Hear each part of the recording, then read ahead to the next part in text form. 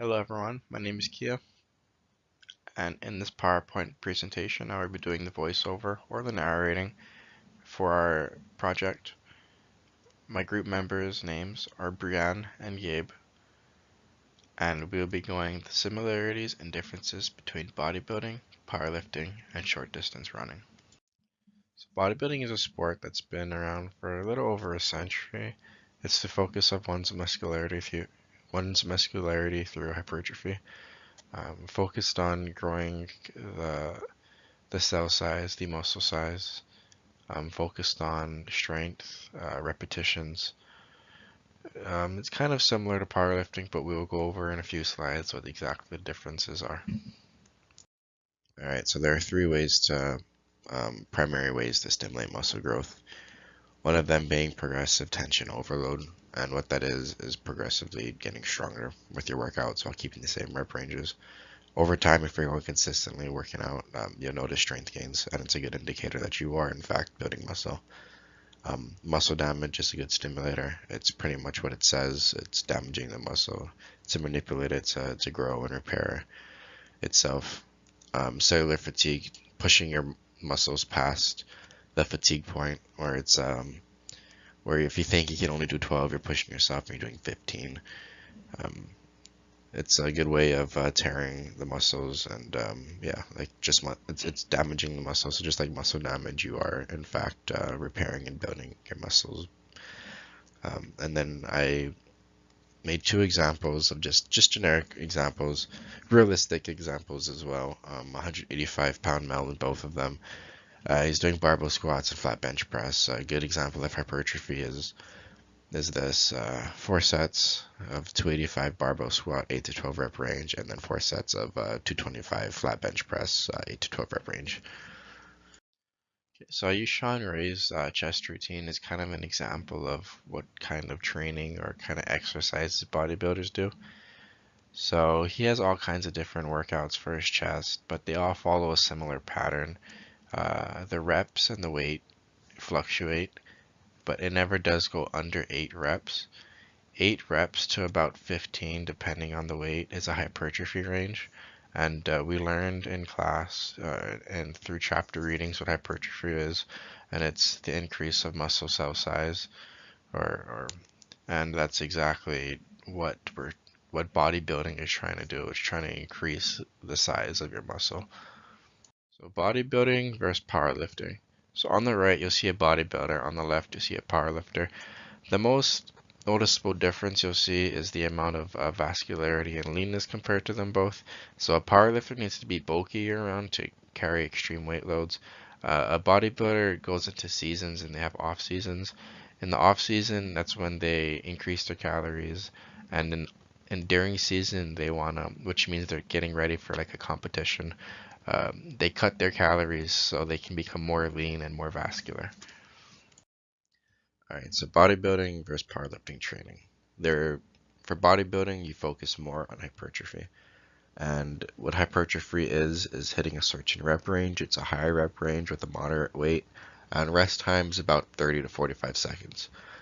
And you have two different hypertrophies. You have sarcoplasmic and myofibro.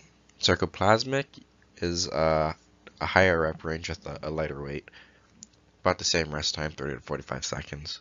And then myofibro is hitting, it's still a moderate rate, but it's about 80 to 85% rather than sarcoplasmic. Sarcoplasmic is about 70 to 75% weight of your 1 rep max. So you would want to hit with myofibro 6 to 8 reps with a decently heavier weight. On the other hand, you have powerlifting training.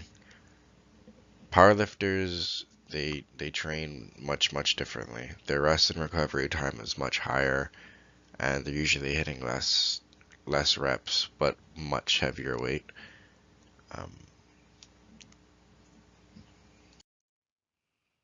all right, so um, both powerlifters and bodybuilders need a certain diet in order to perform efficiently. And the most important part of this diet is getting the right intake of macronutrients, also micronutrients, but I'm not going to talk too much about that in this presentation.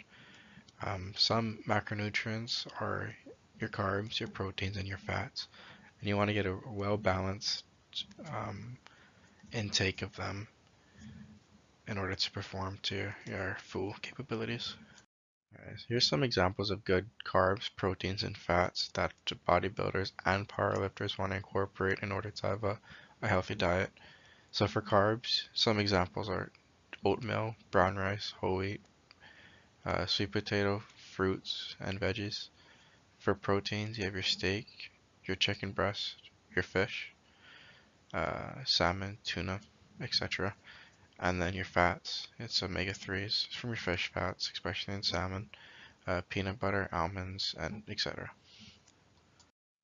Alright, so powerlifting is a strength sport that consists of three focused exercises. It's the squat, the deadlift, and the bench press. So unlike bodybuilding, where they have different kind of accessory movements, powerlifting is only focused on these three exercises.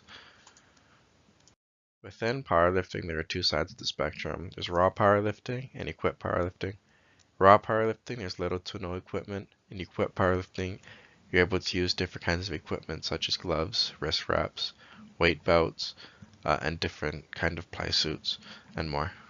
Hugh Cassidy was a very successful powerlifter. In 1971, he won the super heavyweight world champion, and he won the title for that. His total lifts between his three squat, his deadlift, and his bench press was a total of 2,160 pounds. Alright, short distance running or sprinting is a form of high intensity running for relative short distance. And what these have in common with powerlifting and bodybuilding is that they both use muscular strength, muscular endurance, and cardiovascular endurance. Alright, so short distance sprinting is known as a high interval training, also known as HIIT. It's a great way to burn fat, to build muscle, and just overall improve your cardiovascular system. It takes a lot of strength, power, speed, and explosiveness, which is also required in bodybuilding and powerlifting. Alright, so sprinting involves a lot of power and speed, so high explosive workouts are essential. And with those kind of workouts, you have your power cleans, your barbell squats, and your bench press, which are very common in powerlifting and bodybuilding. And what those do is help the sprinter build muscularity. It'll strengthen his core, which is very key for explosive movement. And there's other workouts such as weighted jump squats, sled drags, box jumps that'll all improve the sprinter's explosiveness. Alright, so since sprinting is such a sudden and fast-paced movement, um, your, your nervous system has to be primed for this. So warm-ups are essential. Some examples of warm-ups are skips, high knees, butt kicks, and leg swings. Alright, so short distance running in bodybuilding and powerlifting, and it doesn't matter what kind of exercises you're doing, your body needs to have a good cardiovascular system to operate at its full performance. And especially in bodybuilding, running is very, very important, especially when a bodybuilder prepping for a competition, because they want to lose a lot of fat. And recently, there has been a lot of light coming to high interval training, which is pretty much what short distance sprinting is. It's also known in acronym as HIT. And in the link below is a video explaining the benefits of HIT training.